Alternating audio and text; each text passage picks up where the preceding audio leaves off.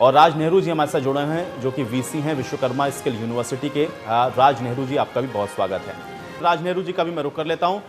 राज नेहरू जी, आप तो वीसी हैं विश्वकर्मा स्किल यूनिवर्सिटी के, और मुझे लगता है कि थोड़ी राय आपकी और इन लोगों से इतर होनी चाहिए। देखिए, दो तरीके की चीजें हैं। एक तो व्यवस्था को लेकर के सवाल हैं, दूसरा लोगों को इस चीज की भी फिक्र है कि अगर संक्रमण यहां से फैलता है तो फिर उसकी जिम्मेदारी कौन लेगा। मौजूदा जो इस समय दौर चल रहा है, जिसमें जो संक्रमण है वो तेजी के साथ बढ़ता हुआ नजर आ रहा हो, रोजाना 60,000, 65,000, 70,000 का जो आंकड़ा है संक्रमितों का हो, उन सब के बीच में इतनी बड़ी परीक्षा का आयोजन, क्या आपको लगता है कि यह सही समय है?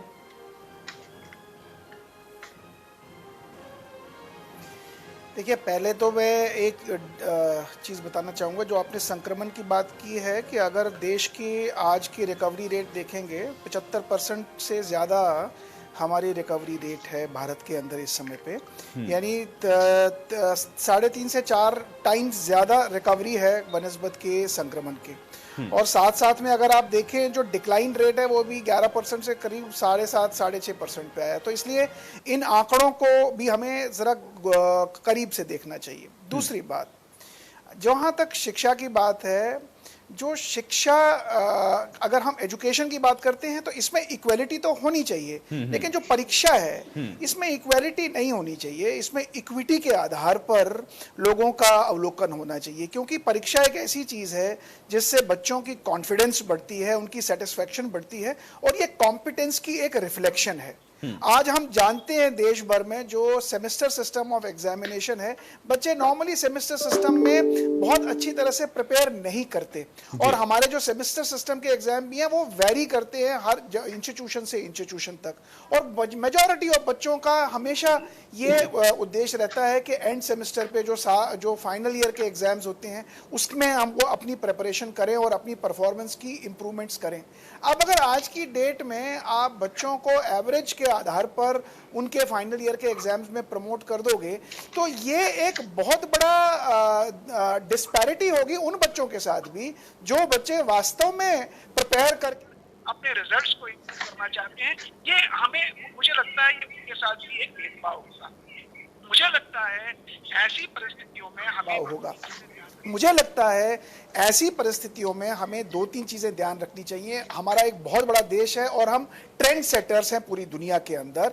हमें अपने एकेडमिक क्वालिटी को और एकेडमिक क्रेडिबिलिटी को और एकेडमिक स्टैंडर्ड्स को गिरने नहीं देना चाहिए। पूरे देश में अनलॉक 1, अनलॉक 2, अनलॉक 3 भी हो लगभग हो ही गया है, और इन अनलॉक्स में हम लोगों ने बहुत अच्छे परिणाम देखे हैं।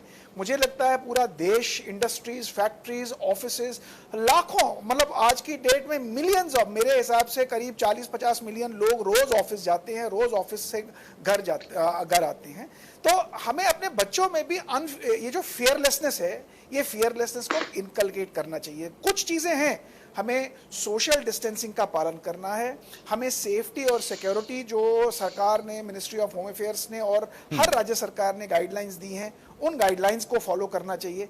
मैं यहाँ तक भी कहूँगा, अगर एग्जाम्स को थोड़ा सा रिव्यू करें कि उनका जो ड्यूरेशन ऑफ एग्जामिनेशन है उसको कम कर दें, ताकि उस ज़्यादा से ज़्यादा बच्चों को सोशल डिस्टेंसिंग का पालन करते हुए मल्टीपल सेशंस में बच्चों के एग्जामिनेशन कंडक्ट हों।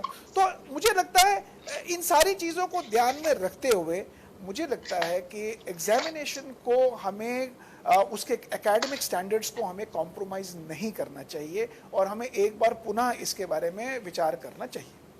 बिल्कुल। जवाब मैं ये कहना चाहूँगा, देखिए, जहाँ तक शिक्षा और परीक्षा की बात है, इसको अगर हम राजनीति से थोड़ा बाहर रखें और उस बाहर रख के सोचें, तो आप कुछ चीज़ों को ध्यान में रखने की ज़रूरत है। जहाँ तक आज परीक्षा की बात है, अगर आप भारत के अंदर, मैं जब स्टूडेंट से बात करता हूँ जो बड़े सीरियस स्टूडेंट्स हैं, जो मतलब स्टूडियस स्टूडेंट्स हैं, अगर आप स्टूडेंट से पूछें तो वो वास्तव में परीक्षा देना चाहते हैं, क्योंकि वो जानते हैं इसका जो परिणाम है वो आने वाले दिनों में उनकी एडमिशन्स के ऊपर पड़ सकता है, उनके जॉब्स के ऊपर पड़ सकता है। बहुत सारे आप बच्चे जब शिक्षा ग्रहण करके अपनी सर्टिफिकेट्स लेके कंपनीज के अंदर जाएंगे या जॉब्स के लिए अप्लाई करेंगे, तो आप देखेंगे मेजॉरिटी ऑफ ऑर्गेनाइजेशंस में लास्ट ईयर के जो एग्जाम्स के जो रिजल्ट्स होते हैं उनको प्रायोरिटी दी जाती है। और अगर स्कोर्स के अंदर एवरेज स्कोर डला हुआ होगा तो बहुत सारे बच्चों के साथ ये नाइंसाफी होगी और उनके जॉब्स के लिए उनको प्रॉब्लम आ सकती है। यही नहीं, जो बच्चे भारत में या भारत से बाहर अपनी शिक्षा ग्रहण करने के लिए जाते हैं अंतर्राष्ट्रीय स्तर पर, उनको उन सर्टिफिकेट्स के आधार पर एडमिशन्स मिलने में बहुत सारी दिक्कतें आ सकती हैं।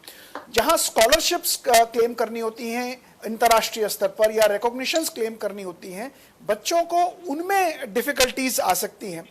जहां अभी बहुत लोगों ने कहा कि एग्जाम्स करना बहुत मुश्किल है, देखिए एक्स्ट्रा ऑर्डिनरी सिचुएशंस में एक्स्ट्रा ऑर्डिनरी सोल्यूशंस ढूंढना ये हम लोगों का नैतिक दायित्व है। और आज भारत ने बहुत सारी परिस्थितियों में हर राज्य ने अपने अपने तरीके से एक्स्ट्रा ऑर्डिनरी सोल्यूशंस डिप्लॉय किए हैं और इस कोविड की महामारी को हैंडल और टैकल करने के अपने तरीके ढूंढे हैं। मुझे लगता है कि जो लेकिन राज जी, लेकिन इस समय जरूरी ज्यादा क्या है राज जी? देखिए ठीक है राज जी, ये तो एक पक्ष हो गया ना, आपने बताया, लेकिन इस समय जरूरी ज्यादा क्या है भाई? छात्र का हमको भविष्य देखना है या फिर छात्र की जान की हमको सुरक्षा करनी है? ये प्रायोरिटी कौन सेट करेगा और कौन इसकी जिम्मेदारी लेगा? नहीं, बिल्कुल सवाल ये है। आप बिल्कुल सही कह रहे हैं, आप बिल्कुल सही कह रहे हैं कि सुरक्षा सबसे इंपॉर्टेंट है, परंतु मैं आपको उदाहरण दे रहा हूं, पिछले 15-20 दिन पहले ही कर्नाटका इंजीनियरिंग ने अपने एग्जाम्स कंडक्ट किए पूरे देश भर में। हमारे YMCA फरीदाबाद में उनके एग्जाम्स हुए। 700 से ज्यादा बच्चों ने एक दिन में अपने एग्जाम्स को देने के लिए। बच्चों की नंबर देखें पूरे देश भर में करीब 34 से 40 मिलियन के करीब बच्चे हैं। ये आज कॉलेजेस नहीं जा रहे हैं, पूरे कॉलेजेस का और यूनिवर्सिटीज का इंफ्रास्ट्रक्चर खाली पड़ा है। जब आपको एग्जाम्स कंडक्ट कराने की व्यवस्था करने के लिए आपको सेफ्टी, सिक्योरिटी और जो सोशल डिस्टेंसिंग और जो सैनिटाइजेशन की जो बेसिक प्रक्रियाएं हैं, ये आज केवल भारत में नहीं दुनिया भर में काम चल रहा है। इंडस्ट्रीज चल रही हैं, ऑफिसेज चल रहे हैं और हर एक को ये ध्यान रखना है कि बेसिक गाइडलाइंस को फॉलो किया जाए। आप बेसिक गाइडलाइंस को फॉलो कीजिए। आप देखिए, आप भी तो काम कर रहे हैं, मैं काम कर रहा हूँ, आपकी क्रू मेरे पास आके बैठी हुई है, ये काम कर रहे हैं, सारे लोग काम कर रहे हैं। हम अपने बच्चों के माइंड में इस फियरलेसनेस को इनकलकेट करें, फियर इनकलकेट न करें, हम उन्हें प्रिपेयर करें कि भाई आपने घर से बाहर अगर निकलना है, ये 5 चीजों का ध्यान। बिल्कुल आखिरी कमेंट राज नेहरू जी।